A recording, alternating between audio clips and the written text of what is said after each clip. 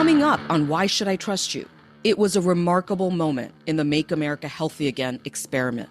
The President of the United States at the White House delivering news and medical advice on one of the most vexing and emotionally wrenching issues for parents today. President Trump, flanked by Secretary Kennedy, declared that there is a clear link between taking Tylenol while pregnant and autism, and repeatedly said, don't take it if you're pregnant. For many in MAHA, seeing a president speak freely, voicing his gut feelings and instincts, instead of sticking within the narrow lines of what's been proven by a scientific community they don't trust, was cathartic.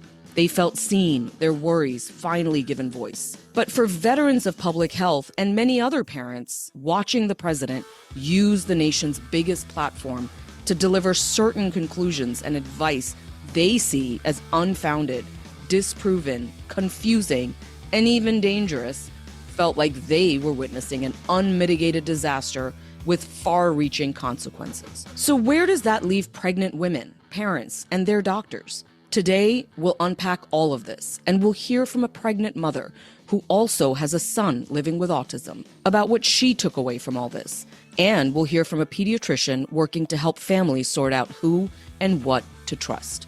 A lot to get to, so let's get started. Hey, welcome, everybody. Yeah, hello, everybody. Hi, guys. It is great to have everyone here. Okay, so this week, y'all, wow. We saw, So we saw the president. It feels like, what was it, Monday? It feels like an eternity ago, but we saw the president teasing this press conference about the search for the cause of autism. But I don't know if anything could have prepared us for how it all went down in the Oval Office. And we're going to try to break all of that down and talk about the scientific research into acetaminophen during pregnancy, as well as this exciting drug that was raised on Monday as a potential treatment for some with autism spectrum disorder. Really what we're super looking forward to in this conversation is with these two very special guests, a mom of a 4-year-old son living with autism, and she's also pregnant. And joining her will be a pediatrician from Colorado. And I got to tell you, I was chatting with a few people about this episode, and somebody asked me, well, is this like a MAHA doctor or like a establishment doctor? Oh, God. And I was just thinking in my mind, like, that's kind of where we're at right now, that we, like, everybody needs to sort of sort themselves politically in order to know who to trust, right? And all I said was, honestly, I don't know. I know he sees patients in Colorado. I think they're from all over the political spectrum. Just a doctor. How about that? I said that. I was like, I think he's just like a doctor. What I really appreciate about David Higgins is, look, in this moment, I think that there's a lot of people who are feeling very emotional about the issue of health.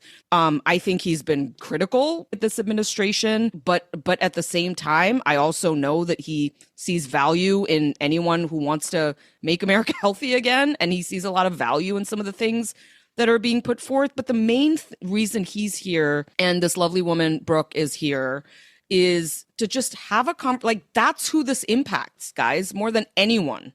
It's parents, it's pregnant moms, it's doctors who have to talk to them in the office. And I feel like they haven't really been centered in the conversation as much this week. And so that's what we're trying to do. But you may want to know who the heck we are. Yeah, we know about David and Brooke, but who are we?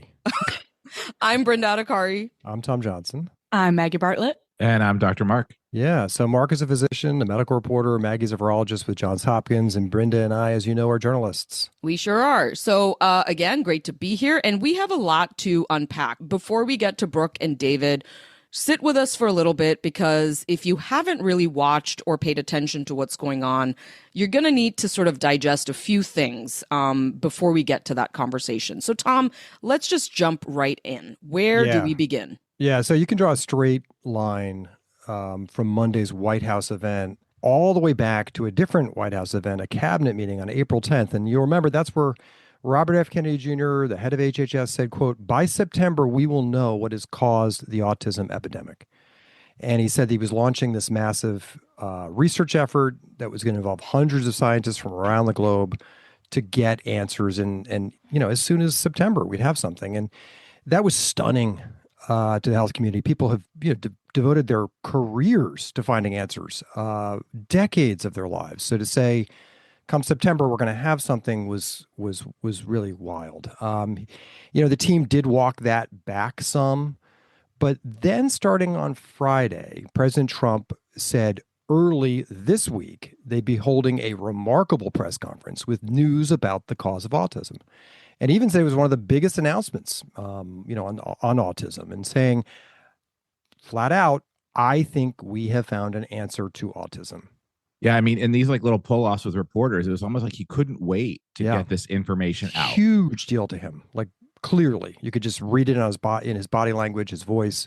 I mean, he even said he's been waiting 20 years to do this. So here we are, Monday afternoon, the president, Secretary Kennedy in the White House, and they're flanked by the heads of the other health agencies, FDA, NIH. But notably, there was somebody missing. There was no CDC director at this presser. But let's break down what was said. You've seen it already. First, the big headline. President Trump raised alarms about what he calls a meteoric rise in autism, and that Tylenol during pregnancy, quote, can be associated with a very increased risk of autism, end quote. Now, that's the president of the United States saying that. And that the medicine should only be used as an absolute last resort, saying, don't take Tylenol, don't take it, fight like hell not to take it. Now, was this rooted in rigorous gold standard science that the MAHA movement talks about so much about as its standard is the question. So, as you know, what we're talking about is Tylenol, and its active ingredient is called acetaminophen. It's the most commonly used pain and fever reducing medication in pregnancy. And if you look at surveys, more than half of pregnant women take it. Now, keep in mind, Tylenol is the safest option we have for a pregnant woman who needs pain or fever relief. And, we always hear about Advil or ibuprofen. Why don't you just take ibuprofen? Well, ibuprofen is not safe for much of pregnancy and can cause miscarriages, birth defects, and kidney problems for the baby. So, we don't really ever advise that except under rare circumstances. But the thing that kind of got missed a little bit is about fever itself. And we also know that doing nothing about a fever, or what Trump said as, toughing it out if you have a fever during pregnancy, that's also not safe. Because if you run a fever during pregnancy, we're not talking about 99.9. We're not talking about a low grade fever, but especially if you have a legit fever that you don't feel well, 101, those kinds of fevers have been associated with an increased risk of problems for the fetus, like neural tube defects. Those are threatening defects to the brain and spine, congenital heart disease. And again, just to kind of spin everything and make it more confusing, fever itself during pregnancy has been associated with autism. But back to Tylenol and autism, I just want to be very clear. Again, there is no scientific evidence that Tylenol during pregnancy causes autism. Full stop. Mark, as somebody who's been pregnant twice, and the whole time you're just in panic mode, like, what am I going to do to potentially hurt my kid, right? And even to hear you say that the alternatives to Tylenol could potentially cause miscarriages or defects, like, that already suggests to me that, like, there is something that you could do to really hurt your baby by taking certain medication, and why it is important to look at these drugs, right? That it's not crazy to look at these associations. And so for people who are I just want to put it out there that to look at the association between some of these fever reducers, painkillers, and autism, like, that's like a legit thing to look at. I just want to. Absolutely. And doctors are always very cautious. I mean, sometimes if I have a pregnant woman coming in who needs a procedure, we will sometimes delay the procedure because it is such a precious time. If it's not absolutely necessary, we don't want you to take it. And it also speaks to how important the relationship with your doctor is, because when you're pregnant, you call them. I will, even though I know the answer, sometimes I say, you know what, I think you might need this medicine, but I really want you to check with your OB before you take it. Let's not do this until we check with your OB. It is like a lifeline. Phone a friend. I mean, people who are pregnant, they know they have apps they can go to about what's safe. They have their, friends and family who are in the medical community, and certainly their doctors. It's not crazy at all, Brenda. I think that's the key is science has been looking at this, and they have been looking at different things during pregnancy and the risk of ASD or autism spectrum disorder and other conditions. So let's dig into some of those associations, including one from Johns Hopkins, where they did look at in 2019 the association between women who took acetaminophen during pregnancy and the increased risk of the baby being diagnosed with autism spectrum disorder or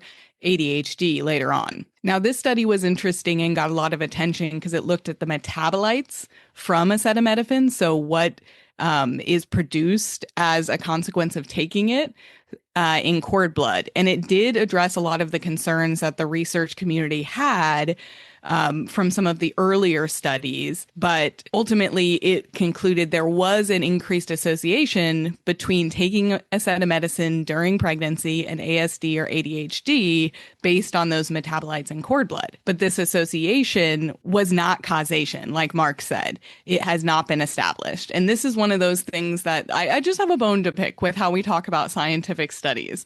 Not every study is created equal, and how we talk about them really matters. Studies like this one in 2019 rely heavily on something that we call an odds ratio to suggest these associations. And this is just a way to compare how likely something is in one outcome to another. So an odds ratio of 2 is like saying something is twice as likely.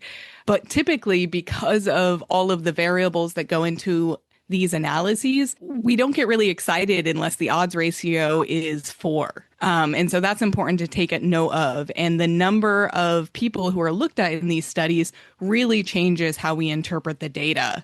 So the paper that started this has large confidence intervals. And what that means is that it's harder to pin down that odds ratio because the sample size was not sufficient. It wasn't looking at enough cases.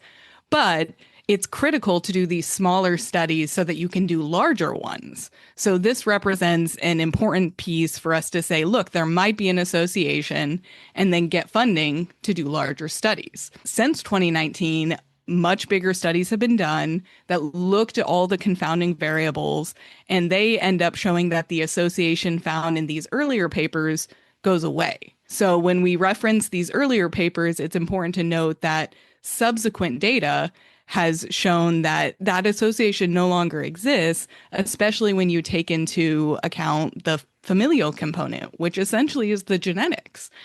And we could dig into the methods more. There are a few more issues that I would address, but they do, in these studies, list out the limitations. And that was kind of missed from all the conversations that I was seeing, was how much you can take the results from one paper and put that out as this is causative, or what to really do with that association. Lots of things are associated with other things, but that doesn't mean changing them will have an impact on the ultimate outcome. Maggie, that's super interesting. Yeah, Maggie, I mean, you're talking about, this paper, and we've heard so many times, science changes, we learn more, and we get new studies. And believe it or not, science has a mechanism to kind of incorporate all of these new things that are happening, like, studies from 10 years ago and then 5 years ago. It's called a meta-analysis. And this August, researchers from Harvard School of Public Health and Mount Sinai published one of those analyses that widened out, and it pooled results from dozens of earlier studies, 46 to be specific, looking at acetaminophen use during pregnancy and whether or not there was a diagnosis later of autism or ADHD in the child. But, we're focusing on autism. So let's just focus on autism here for a second, and bear with me because this is a little bit of detail. So in that study, they actually looked at 8 papers on autism and Tylenol. 5 of them reported positive associations with autism. 2 showed no association, and 1 had mixed results. So what do? We get confused. But what's important here is that the author said that even though they did all of this and they're seeing some sort of association, they even said, well, what about all that stuff that Maggie said? They say they accounted for it, the genetic factors, smoking, drinking, all those other kinds of things. So this team of research puts out a paper, and they say they did find a link, an association between Tylenol use during pregnancy and a later diagnosis of autism. But there's always a but with scientists. These very same researchers stress that this is not proof of causation. So they do advise, like we've been doing for a long time, for pregnant women to limit the amount of Tylenol that you take, while at the same time writing that their study designs preclude definitive causation. But the debate here that we're all talking about and the president saying do not take it seems to hinge on this very issue of does Tylenol cause autism? So at the press conference, the FDA Commissioner Marty Makary said, to quote the dean of the Harvard School of Public Health, there is and he used the phrase, causal relationship between prenatal acetaminophen use and neurodevelopmental disorders of ADHD and autism spectrum disorder. We cannot wait any longer. It was like a release. In interviews after the press conference, he said, the Harvard dean concluded that there was a causal association between acetaminophen use in pregnancy and autism. So we're here telling you that there's nothing that says that it causes, but you're hearing otherwise from, officials. And that sent shockwaves through the scientific community. As we noted, this is not what the researchers themselves write. And in a statement posted on Harvard's website that was updated just yesterday, so after all this goes down, they say, yes, we did call the administration. We did have discussions with Secretary Kennedy about this, but they do still stop short of saying that acetaminophen causes autism. The statement says that he had discussed his study with Health and Human Services Secretary Robert F. Kennedy in the weeks leading up to that announcement and provided the White House team with a statement noting his research found evidence of an association between prenatal exposure to acetaminophen and neurodevelopmental disorders. And the association is strongest when acetaminophen is taken for 4 weeks or longer, they said. But they continued to say that further research is needed to confirm the association and determine causality. But based on the existing evidence, the dean is saying, I believe that caution about acetaminophen use during pregnancy, especially heavy or prolonged use, is warranted. So here we are. And just a caveat from your friendly virologist here, that any of these correlations ignore the confounding variable that those mothers likely had an infection that caused the fever that made them take Tylenol in the first place. And there is tremendous evidence that infections are linked to development of autism and neurodevelopmental disorders. There are several theories I just want to talk about how acetaminophen might actually affect the fetus's brain development, because that's an important component of this. The basic idea is that acetaminophen can cross the womb into the fragile fetal brain, and it might interfere with development in subtle ways of critical components. But there was a large study in 2024 from Sweden that was published in JAMA that adds to our picture. It looked at 2.5 million children. So this is a pretty substantial data set. And really importantly, the researchers compared siblings. So two individuals who have similar genetic backgrounds, one exposed to acetaminophen during pregnancy and the other not. And with this added analysis, the study concluded there was no correlation or association between taking acetaminophen and the development of autism. Yeah. So again, just to Brenda, your point, there are legitimate scientists doing gold standard research that are finding associations, not finding a cause, but are still warning that they believe, based on what they're seeing, that pregnant women should reduce as much as possible the amount of Tylenol, acetaminophen they take during pregnancy. So again, this isn't coming out of thin air. This is grounded in science. It's just we are not at the place yet where anybody is saying we have found a cause. So what's a pregnant woman to make of all this? The advice coming out of the White House was don't take it. Or take it as sparingly as possible. But, no, Trump was like, don't take just it. Literally don't take it. Actually. Don't take it. Yeah, just don't take it. Tough it out. Yeah, that sent a lot of ripples out. Women need to just tough this out. Otherwise, they're doing something that, is potentially hurting their baby when that's not where the evidence is. Okay, but still, that sort of basically is the guidance currently for pregnant women. So an advisor to the American College of Obstetricians and Gynecologists said, quote, doctors have always approached medications in pregnancy by using it only when indicated, the lowest dose for the shortest duration. And that applies to Tylenol tomorrow, the same as it does today, the same as it did yesterday. That's the standard of care. So this huge deluge coming out of the White House basically is what the guidance was, and we'll talk about this later with David. It was basically the guidance that was the guidance last month. So that's confusing. In the White House announcement, they also said the FDA would be issuing new guidance to doctors about all this. But in that notice of guidance, like a letter that went out to doctors, The head of the FDA, Marty Makary, wrote, a causal relationship has not been established, and there are contrary studies in the scientific literature. So a much more modest, moderate message when we're off camera and we're now communicating out to doctors. And finally, the maker of Tylenol, Kenvue, I think I'm saying that right, said it believes the research shows that acetaminophen does not cause autism. So, let's keep in mind this whole discussion of acetaminophen wasn't part of the big NIH-led search for causes and the rise of autism that RFK announced earlier. But in the same press conference, we did get an update on that effort. It's called the Autism Data Science Initiative, and it's more than $50 million in awards going out to 13 projects that are looking at a range of factors, and they're all basically trying to answer, like, what's causing this and why are the rates rising? Researchers across the country are optimistic about what they're seeing with this initiative. You can go online, you can see the projects that have been awarded the money, and that is a super promising ray. And again, it's something that I think a lot of people can agree on. Kennedy obviously has been very, very vocal about seeing linkage between vaccines and autism.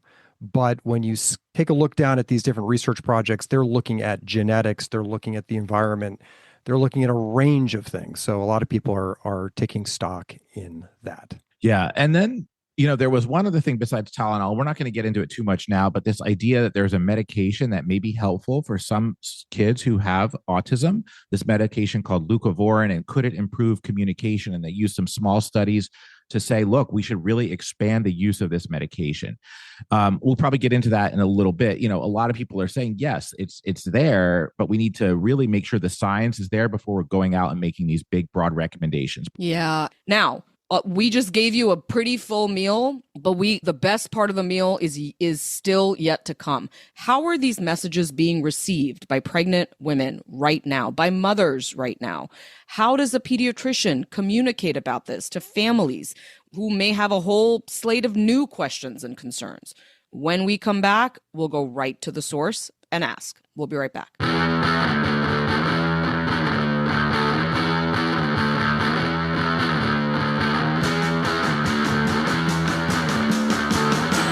We're back, and joining us today is Brooke Blanke and Dr. David Higgins. As we mentioned, Brooke is a mom of a 4-year-old son living with autism. Brooke is also pregnant. She's about 15 weeks pregnant. She's a respiratory therapist, and my understanding is that means she does like physical therapy for the lungs. She calls herself a moderate to conservative voter. And we've got Dr. David Higgins, who's a pediatrician, a preventative medicine specialist. He's an assistant professor of pediatrics at the Colorado School of Medicine. He lives in Denver with his wife and 2 daughters. Brooke and David, welcome to Why Should I Trust You? Thank you so much for having us on. So, Brooke, look, there's a lot to get into here, but as the mother of a 4-year-old son with autism and as somebody who's currently expecting, what did you make of the announcement from President Trump? I was very underwhelmed by the information. You guys mentioned the buildup and how they were so excited to give us, this kind of information. I was expecting something much different than what I was told. Being a mom in America today is one of the most confusing and hardest jobs I think there is because of the conflicting information. As soon as, like you said, I work in healthcare, so I follow a lot of healthcare organizations. I am friends with a lot of intensive care doctors and nurses on social media platforms. And pretty much as soon as the press conference ended, all of these people who I am in contact with daily started posting that this information is false. This is not true. You can take Tylenol while pregnant. This is not the, correlation causation. And you kind of just sit there and, the title of your show, it's who do I trust? What should I do? And then I think back to all of the stress that is put on a pregnant woman and all of the confusion. That cannot be helpful either. As a mom, I feel as soon as I noticed things in my son very early on that raised, red flags for me, that I was like, something's not right here, something, I want to explore this further. And then you start thinking of all the things, did I eat lunch meat? Did I eat soft cheeses? All of the things that they tell you not to do these days. So when I was listening to him speak, the first thing I thought, and I had bad preeclampsia at the end of my pregnancy. So I'm like, did I take a lot of Tylenol?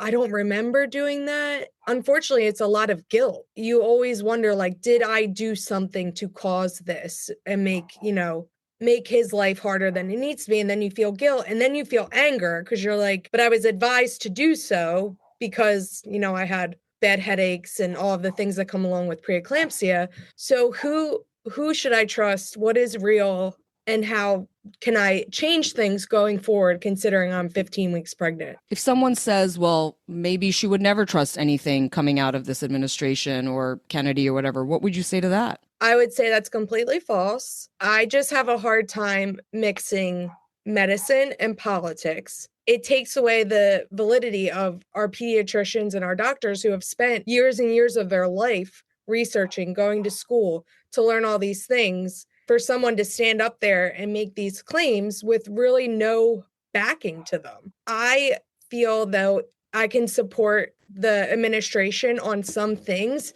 This is one thing that I cannot get behind, and I will stand firm on that. I am not a very political person. I've never have been. I vote based off very certain things that are very important to me, which may go either way depending on who's running that election. But I will never let a politician sway the way I take care of my child currently and my child that I am currently pregnant with. I will always bring that back to my community of doctors, physicians, therapists, friends, all of those people who have spent their life working and researching these types of things. David, let's bring you in. I think just picking up on Brooke's last thought there, the people that spent their life's work working on these things. Did you watch the press conference live? Did you see it kind of later after work? Like, when did you get to see this? I watched it later after work. I was actually taking care of patients in clinic, and so I didn't get an opportunity to watch it live, but I did watch it after it happened. So you're hitting play, you're sitting there, you're watching this. Just take us through the course of your emotions and feelings as you're seeing this. Yeah, so I was sitting there thinking through the perspective both as a pediatrician and as someone who has dedicated my life to helping parents walk through these tough choices. I want to go back to something that Brooke said that I just loved. Being a mom in America today is one of the most confusing and hardest jobs. And I believe that. Right? That is true. Parenting is so challenging. And one of the things I love about being a pediatrician is partnering with families to make sense of confusing or conflicting recommendations, help them really make the best decisions so that their children can be healthy and thrive. We share that in common. I am not a MAHA doctor or an establishment doctor, although I'm sure some people might paint me into one of those boxes. I'm a doctor who sees parents and patients from all over the political or ideological spectrum, but we share in common the desire for kids to be healthy and thrive. And as I was sitting there watching the press conference, I was thinking about how the parents that I care for and their children with autism, I was thinking about how they were feeling listening to it. Yesterday, after watching the press conference, I had the opportunity to see one of my patients who has autism. And I'm going to be honest, I walked in the room and they are just so full of energy and so wonderful. And I got a little emotional because children with autism bring so much joy and light to our communities exactly as they are. And it's so important that they are valued. When I was sitting there watching the press conference, it didn't feel like they were being valued while we have these important discussions. And it felt like the families and children were kind of being talked around and about them as opposed to including them in the conversation.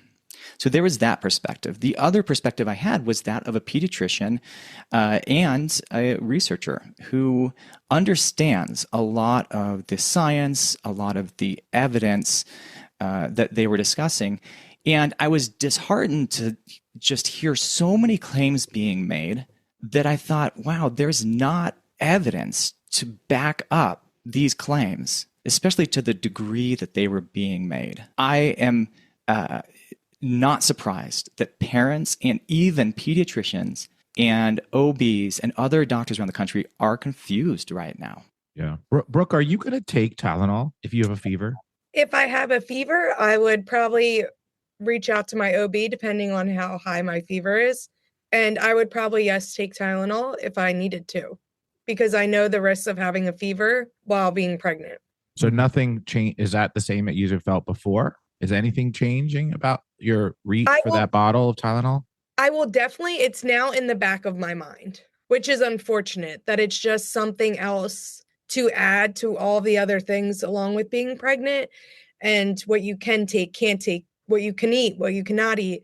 Now that's one more thing to be like, ugh, but I am not a firm believer that this is it. And like Dr. Higgins said, it's upsetting to me that we are throwing so much, well, I shouldn't say we, the administration is throwing so much weight into this, it's Tylenol, and taking the focus off other contributing factors that we know are contributing factors, such as environmental exposures, genetics, all of those things. And I don't want that to be lost in this, yay, we found out Tylenol may or may not have a correlation, not even cause. Brooke, if you don't mind, I'd love to ask you a question, because as a pediatrician, I don't get to have the conversation frequently with pregnant mothers, right? That's not my role. I get to have the conversation and talk with families who have a child impacted by autism. And I am already anticipating having to walk through with moms what they're feeling after thinking, I took Tylenol in pregnancy and I have an autistic child. I'm just curious kind of what you are thinking right now, hearing that claim being made and thinking, I took Tylenol and I have a child with autism. I mean, how does that make you feel? I mean, it's very upsetting because it kind of brings me back to when this all, Dr. Mark probably knows what year, where they called it refrigerator moms, where they were like, oh, it's the moms who were cold and not loving and this and that. And that's what caused autism. It's kind of having flashbacks to that. Like, you took this, now your child has this because you couldn't, quote unquote, tough it out. It's upsetting. And you don't want to think you ever did anything to harm your child. And then it's more upsetting when you look at the data and the research and see that it's really not relevant. And then you're angry that it's almost finger pointing for something you don't have a good evidence-based background to point fingers at moms who are already trying, at this point, our child is here, they're perfect, they have autism, we live a different life than some people based off therapies that our children do, to then say you're the cause. I think it's very unfair. Brooke, I have a question for you. We are in constant communication with the MAHA community. For everybody listening, check out our Substack. A bunch of reactions, both from, veteran public health folks and from our friends in the MAHA community. But a lot of the folks in the MAHA community looked at this and said, sure, there's an element of Trump being Trump, but God, the guy is passionate for this. You can just feel it. His body language, his voice, like he is really dedicated to this and wants to get to the bottom of what's causing this. Some of the responses that we've gotten so far is, this is shining the biggest spotlight, for families with children diagnosed with autism. This is raising them up, and this is listening to them, and this is speaking to them. This is a group that's been silenced and marginalized. They've been gaslit. They've even been shamed. And this is the answer to that. We're doing this differently now. But you just said this conversation about Tylenol left you feeling more shame. Is that what I'm hearing? Yes, definitely. I feel, because if you could present to me data that said exactly, we see, for sure you were advised to take Tylenol. We are sorry, but we have found through this data that it is a direct cause of autism. To me, that would be a different story. I feel like they are throwing this out there with not a lot of supporting evidence. So to me, that is very finger pointing to a mom. Did you feel good at all, though, that this I was did being not raised up to such high levels? The overall conversation, put Tylenol aside. Yeah. Yeah, the overall conversation definitely, because I feel people in the very beginning with my son, I actually brought up issues I had at his 4-month visit and was very dismissed of, you work in healthcare, you work in the ICU, you see the sickest of the sick. There's nothing wrong with your son. Things I saw that I hope that when more people talk about this and know the numbers are so high, that when parents are saying, I see something off, that the doctor will say, maybe I don't see it right now, but we can explore this.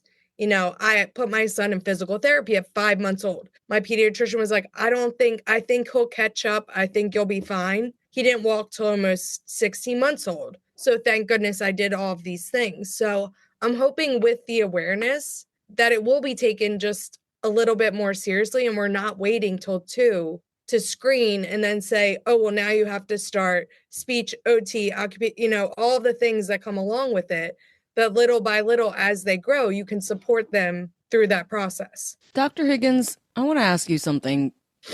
President Trump talked a lot about the numbers of autism cases having exploded and what is going on. And this is something Secretary Kennedy has said. And we've often, heard a lot about, at one point it was 1 in 20,000 and now it's 1 in 31. And one of the things that Dr. Mark talked about was just how the definition of autism and autism spectrum disorder has widened to include more people within that. And I'm wondering, just like, do you think part of this is caused by that? And does that make your job harder? Does it sometimes, the expanded definition, do you think it's actually created more problems in some ways for practitioners? Or is it something that you think is actually really necessary in order to get resources to parents like Brooke? So on one hand, I have been encouraged that over the past several decades, even since when I started practicing, we have continued to improve not only screening, but also awareness and diagnosis and connecting kids to services. At the same time, what Brooke just shared is common, where parents are saying there's something I'm seeing, and I'm not sure what it is, but there's something that just doesn't feel quite right. And unfortunately, I do hear cases where parents feel like their concerns are dismissed. And I do think the broader definition of the diagnosis has improved our ability to wrap in all children across the spectrum into receiving services, just like Brooke talked about, like physical therapy, like occupational therapy, like other therapies that we know have evidence they can help children thrive, whether that's their social interaction, communication, whether that's their physical abilities like walking. And so on one hand, that has been helpful.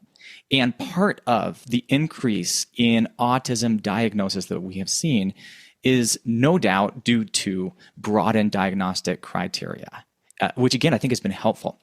At the same time, I do think it has created a challenge where when we have one diagnosis, essentially, right, autism spectrum disorder, we have one large bucket that we place a lot of children and adults into that have a wide range of neurodiversity and are impacted in many different ways, that can make the conversation challenging, because the way one family experiences their child who has autism can be night and day different between the way another family experiences autism, in how impacted they are, the support that they need. And so that, I think in some ways has done a disservice to the broader conversation. Brooke, we heard President Trump say something to the effect of, we want to live in a world where there's 0 cases of autism.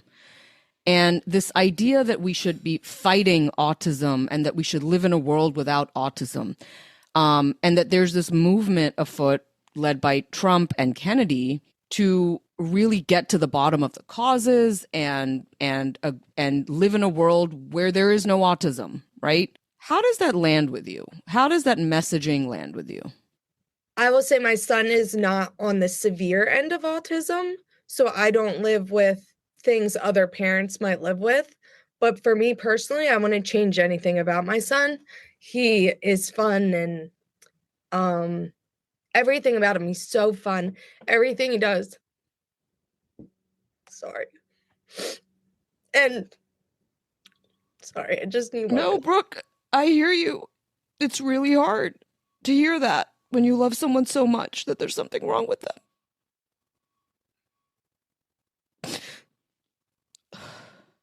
Take your time. You got me there, Brooke. My husband and I always say too, like, we feel so blessed that things Bennett does that other kids do, that parents take for granted, we are so excited for. So, little things that parents would never even think, me and my husband Jack are like jumping up and down and having so much fun. So we feel almost blessed that we live in the moment with him for everything he does. And I also feel blessed because, a friend of mine, her niece, did a lot of things and regressed, and that's not our story. Every single day, Bennett makes progress. So it is so fun seeing him do things he's never done before, say words he's never said before, be comfortable in social situations. We went to an amusement park this weekend. He went on rides where he sat by himself, which for any parent is just like any other thing, going to the Jersey Shore, all the things, putting him on the rides. For us, we were like, we were like, yay, like it was so, we took a million pictures, sent them to all our family and friends, like little things that people take for granted. We feel so blessed and lucky for. So, like, I wouldn't change anything about him. And I have many friends whose kids have autism, and they are so wonderful to be around, and they think different than us, but that doesn't make them wrong. Brooke, what would you say if you were speaking to the president, if you were speaking to Robert F. Kennedy Jr., these two individuals that clearly want to get to the bottom of this for families such as yours? Speak to them. What would you say? What is your advice to them? My advice to them is it shouldn't be, yes, thank you for trying to, make the lives easier for these children, but it should not be so hard for us parents to get services for our children without the diagnosis of autism. I actually had 2 occupational therapy evals for my son. This was his pre-diagnosis because I saw a lot of, and I have a lot of Dr. Mark knows, we laugh, a lot of neurodivergent in my family that you can see. My niece struggles from sensory processing disorder. So I kind of had a background of sensory processing. I noticed it in my son, pre-autism diagnosis. I had 2 occupational therapy evals where they told me he did not qualify because he had, it's a very small box and he could use his fingers and use little things, but he was not aware of his body. He had needed a lot of sensory input. And as soon as we got that diagnosis, it's like everyone takes you serious. And I just feel like it shouldn't be so hard to start these things early for these kids when you know that something is not quite right. And it shouldn't be that, the insurance companies and the therapists won't help you until you basically get that written on a piece of paper. Then all of a sudden it's like, oh, okay, yeah, now you qualify for occupational therapy without even seeing them, just based off the diagnosis. Yeah, I mean, I'll never forget Brooke. Brooke and I met a few years ago, and I was working in an office, and I think your son was just born. I want to say he was like 6 weeks old, maybe 2 months at most. And you were talking with your mom about, him and what you were seeing and what you were noticing, and especially comparing him to all the kids you were seeing in the medical setting where you were in the hospital. And you brought him to me for me to see what I thought.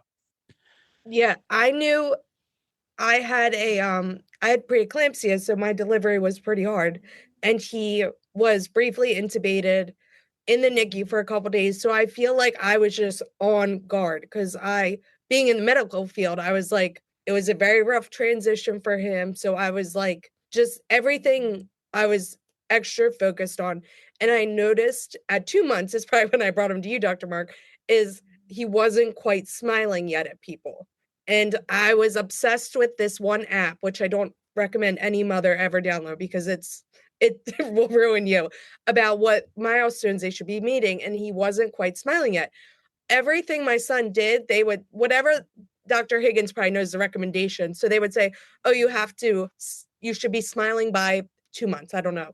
He would be like 1 month and 30 days, and then Bennett would smile. Same with walking. They told me, by 16 months, Bennett was 15 months and 29 days. And that boy got up and walked across our whole living room. Like, that's how he did it. But I noticed at 4 months that his mouth was always wide open. Yeah. And that was my first inclination that he had low tone.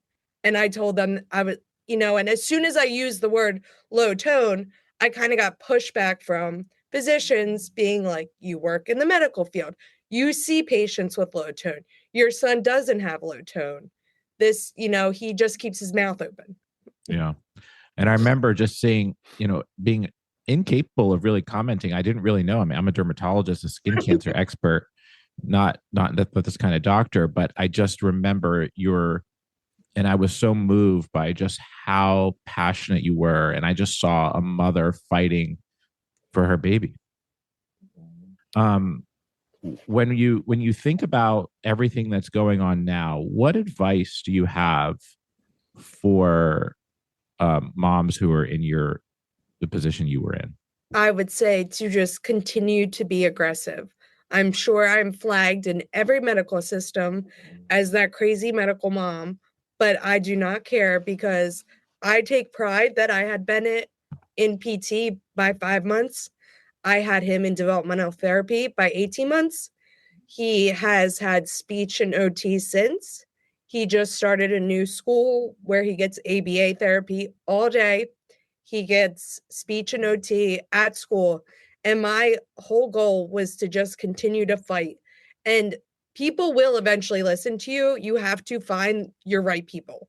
And I still have wonderful relationships with pretty much every person who's come into my life and Bennett's life as we've gone through this.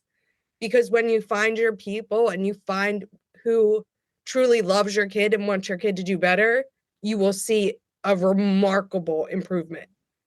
David, one thing the president said that sort of struck me was he said, they talk about different results. I think he's referring to the team behind him in that press conference. They talk about different results. They talk about different studies. I talk about a lot of common sense. This issue is so vexing. And I'm just wondering if on some level, do you agree with the president that there's sort of a common sense problem when it comes to autism, that maybe the scientific community is too wrapped up in the technical, and that there's things right in front of our eyes that are occurring that need to be addressed? I mean, do you ever, you're a doctor, you're a man of science. Does this thing frustrate you on some level because we're just not tackling the obvious things? Well, I hesitate to say that it's just a matter of common sense, because I think that implies and boils down a complex process that affects brain development and affects families and children in so many different ways. It tries to boil it down to this is just common sense, whether it's common sense for what maybe led to this or common sense for how to approach this. I hesitate to do that. I wish this was simpler. And by this, I mean the whole thing. I wish the whole thing was simpler, and it's not. It's messy. It's complex. I actually think it would be a disservice to try and boil it down to something overly simplistic. Are you worried that that's what Monday night was about? That we're trying to shortcut to get to an answer because we're so frustrated? Yeah, I worry that is how it'll be perceived. That we're trying to boil it down, that that the administration made a statement months ago that they would have an answer by now and set up an artificial deadline that they had to answer, and now are potentially oversimplifying it. And I think that does a disservice to people who have autism and families who have a child with autism. I mean, Brooke, thank you so much for being so vulnerable and just sharing your story. And it reflects what I hear from the hundreds of families I have had the privilege of taking care of over the years, that their children with autism are a blessing to their family and a joy. Simplifying it to something that needs to be cured is frustrating. It makes me angry, because I think that we need to be looking at both recognizing the beautiful and unique way that people with autism shine in our community and working to help them thrive and shine even brighter. And I want to pick up a thread that you had, because I think it's really important. The book was talking about, we have a broken healthcare system, right? And I think I'm saying that both as a pediatrician who has spent way too many hours trying to advocate for and filling out paperwork and talking to insurance companies and doing all sorts of things to try and get services that my patients with autism need. And as a parent who has navigated the healthcare system with children who have chronic diseases, it's a broken mess. I think that's a shared common experience for most families. And you as a parent shouldn't have to advocate so hard to get these things for your child. And yet I tell my parents, keep advocating, just like you're doing, Brooke. Like, keep advocating for your child to get the services that are going to help them thrive. And that I agree with. You mentioned before the MAHA movement and feeling like they're finally being heard. And I have empathy for that. I say, yeah, okay, there's some common ground here. And like, let's make sure you are being heard. Your challenge is navigating the health system. Your challenge is getting kids the support that they need. Your challenge is being recognized and seen for what is impacting your family. David, that brings an interesting point. You mentioned MAHA. As Tom mentioned, we have the privilege of speaking with many folks who support the MAHA movement, who've worked with Secretary Kennedy, who've worked MAHA grassroots. And I do want to share what I hear from them, which is, in Secretary Kennedy, they see a man who has spent hours, months of his life with mothers with children living with severe autism. And he's held their hands, he's cried with them, he's followed up with them. And these aren't people who take money. These aren't like influencers. These aren't lobbyists. These are just like regular moms I've come to know. They all call him Bobby. A lot of them have his phone number. He's really showed up for a lot of these parents. And so often, and I've had this conversation with folks in the MAHA movement, that like, it's clear Bobby's talking. It's clear Secretary Kennedy is talking about kids with severe autism. And sometimes I wish the MAHA movement could center their language a little bit more around that, because I do think that experience is fundamentally different than from what a lot of other parents have with kids living with mild to maybe even moderate. I think they could get so many more people into their tent to focus on people with kids with severe autism whose lives, whose parents, like, of course they love them. And on some level, I'm sure they wouldn't want to change things. But on another level, they know how difficult their kids' lives are, their lives are. They want to do what's best for them. And, some of this, David, it goes to sort of the tension between finding a cause versus like accepting that it exists and wanting to work on treatments and care. And I do wonder if we can speak to that like, do you still think it's worthwhile to find a cause? Or do you think we're spending too much energy there when really what we need to be doing is treating and caring for people living with it? I think that differentiation that you just mentioned between a family who's less impacted and a family who's more impacted is really important. And from my perspective as a pediatrician, I get the opportunity to see that. I have a variety of patients, and I have seen patients over the years who have different levels of autism. And I'm going to get technical for just a minute, right? Some people use the term mild, moderate, the term profound to the kind of the current,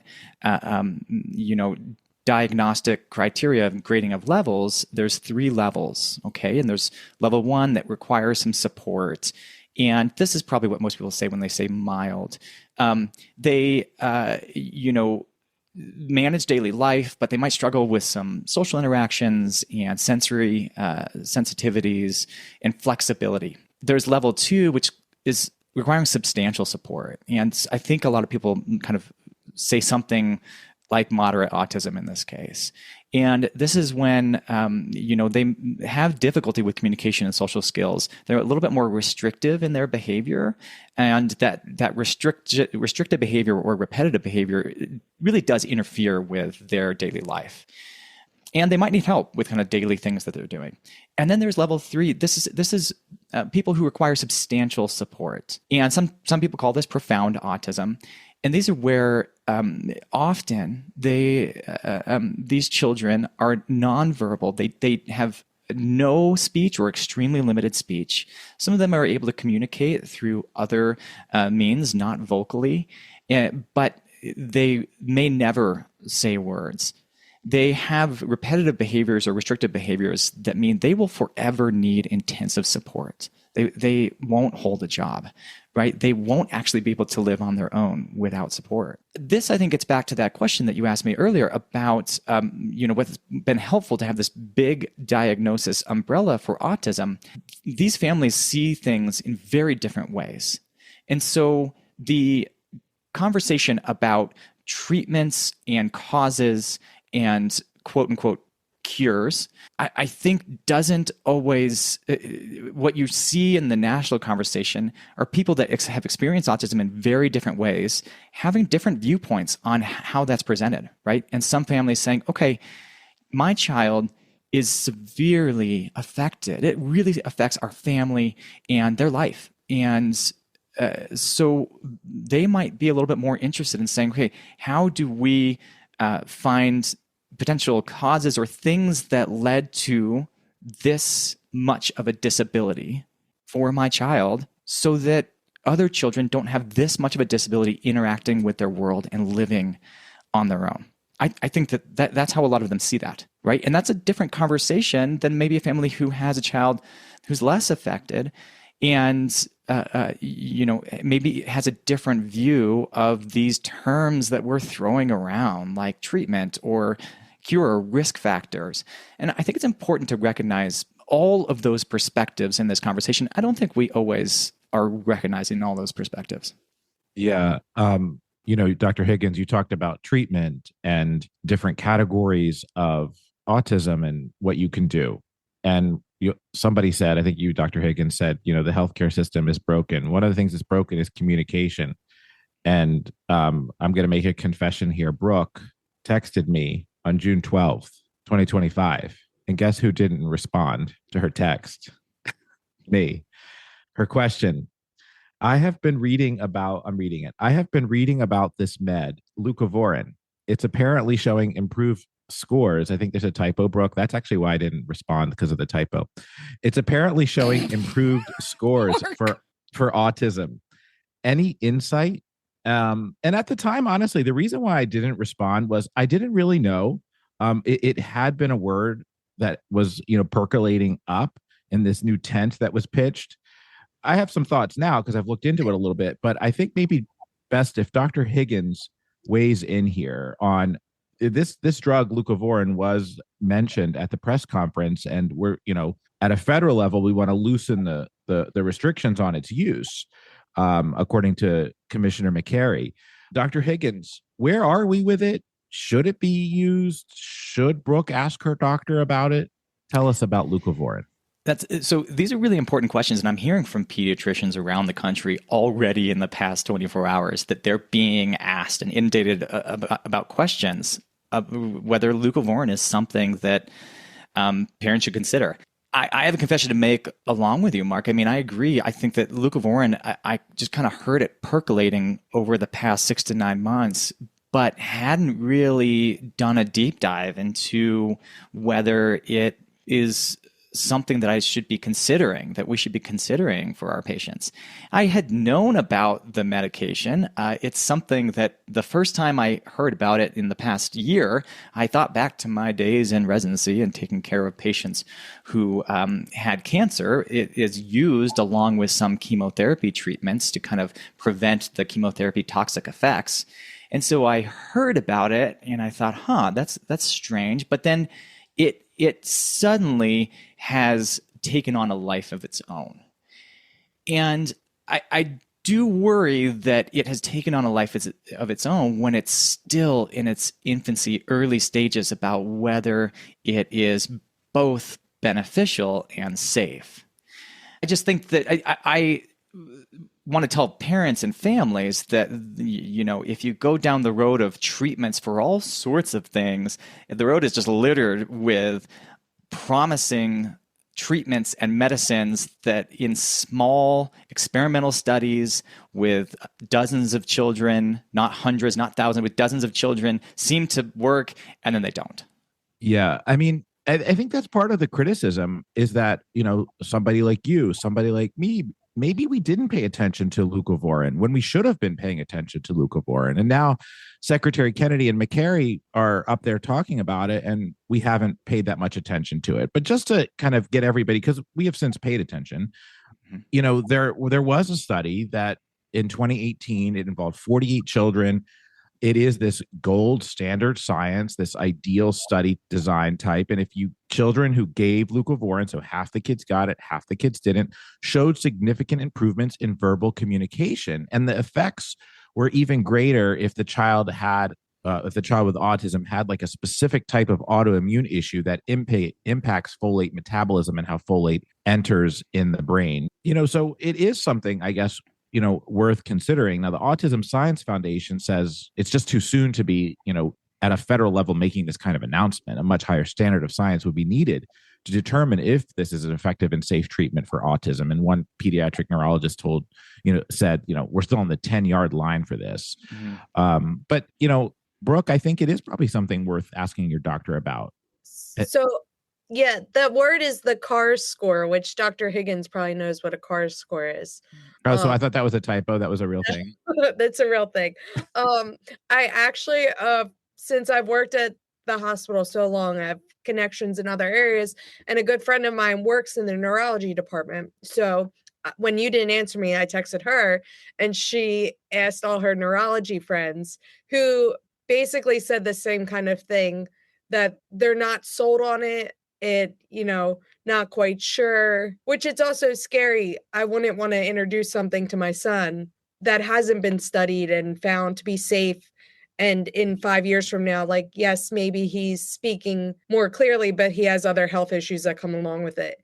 It's a risk, that I don't feel I'm ready to take at this point. So it's funny you touched on that, because I was so shocked to hear that be brought up in the press conference after all of the information and discussing with other doctors of how they feel. They're like, no one was like, yeah, this seems like really great and promising. Everyone's like, eh. So I was like, oh my gosh, I can't believe they're throwing this med out. It's going to be this cure. And it was a little unsettling. And if you have a child with autism, taking medicine is like wrestling a tiger. So I couldn't imagine doing that every single day and actually having zero effect because he doesn't have the autoantibody. Guys, just to wind this down, and thank you so much for all your thoughts on this. I just want to ask you sort of a step back question, and it's really just a kind of looking for a phrase from each of you. We were debating about what word to use to describe what Monday night was, for this MAHA experiment. Was it a watershed moment? Certainly a remarkable moment. It was a huge moment. I'm just curious for both of you, if you think, as we come towards the end of this week, whether Monday night represented moving us into a better place when it comes to autism because of the attention that was just given? Did it move us into a worse place when it comes to autism because of the confusion that spun out of this? Or did it leave us in the same place, which is parents like Brooke living with the realities of this day in and day out and trying to cope. So David, where did it leave us? I am worried that this leaves us in a worse place. I say that because I think part of what was being offered at this Monday press conference was the illusion of certainty. It was the illusion of certainty in cause and treatment. That is not something we can give in many cases in medicine. This is why I encourage families to talk to their pediatrician, talk to their doctor, partner with them to try to understand these things, because there's a lot less certainty than we would all like with potential causes, with what's the right decision as far as medicines to take, whether that's medicines to take in pregnancy or medicines to potentially give your child. There's more uncertainty than we'd like. And giving the illusion that certainty is there, that the cause is found, that the treatment is found, I think gives a false hope. And it changes the conversation. Yes, I do love anything that raises awareness about autism, and at the same time, how it raises awareness is really important to me. I really want awareness to be raised while valuing the experiences of families and children and adults with autism. Brooke, where does this leave you and your family and your son? Personally, for me, it was just another Monday night. I watched it. I was like, oh, wow. Because a lot of this I feel I've heard already, I've looked into. I wasn't impressed by anything that was said. I feel it's just going to cause even more mistrust between the administration and the medical field. And unfortunately, it's going to separate us into, even further apart of the MAHA movement in medicine. And I said this to Brenda on the phone, excuse me, when we talked earlier. I feel for Dr. Higgins because I would never want to be a pediatrician right now in America because it seems so hard with all the conflicting information. What do you think about that, Dr. Higgins? Okay, I am an eternal optimist. So this is maybe just reflecting me. I love my job. And what I love about being a pediatrician is partnering with parents and trying to navigate the messiness, the chaos of what Brooke said is the hardest job in America, and that's raising children. I enjoy that. I don't enjoy how it seems like it's suddenly become much harder overnight after a single press conference, but I love doing that. And I can't speak for my colleagues because I know my colleagues love that too. We chose pediatrics because we want to see kids grow and thrive and stay healthy. And I genuinely enter every conversation, whether it's with a parent, whether it's with someone in the MAHA movement. I genuinely enter every conversation with the assumption that that's also what they want. They also want their child to be healthy and to thrive. So yeah, in an hour or hour and a half, however long it went on, all of a sudden our job got a lot harder. And yet we're not going to back down from that because we love doing this. We love helping families work through this and answer these questions and help them raise their kids. It's going to take a lot more conversation. It's going to take more research. It's going to take more science, and it's going to take more debates about what's best. And those things should happen. And at the same time, let's not leave families, children, adults that have autism and are impacted by that out of the conversation. Let's make sure that they are front and center of the conversation while those are going on. Well, I want to thank both of you so much. This was, wow. It was such a special conversation. I learned so much. I felt so much. And, one of the things we've learned in doing this podcast is that people's personal doctors continue to be people we trust. So as we are in this world together where maybe we're getting conflicting information and we're seeing things online and we're seeing our leaders say something and we don't quite know what to do with it, I imagine, recentering your conversations around your community, people you trust and love, and particularly your doctors, is probably the place to go. And if you don't feel like you have a doctor you trust, or I imagine that's a good place to sort of use your energy and resources to find someone like that, because ultimately the president is not a doctor. I think he's the first person to say that. Secretary Kennedy even said, don't follow his medical advice. These are leaders who, of course, set the tone and in many cases are in charge of regulations that set the tone. I'm not saying that their words don't mean anything, but ultimately, this is about you, your family, and your doctor. And this conversation was meant to sort of remind us of that. So I just want to thank Brooke Blanke and Dr. David Higgins for joining us on Why Should I Trust You today. Thank you so much, guys. Thank you so much. Thank you. That is our podcast for today.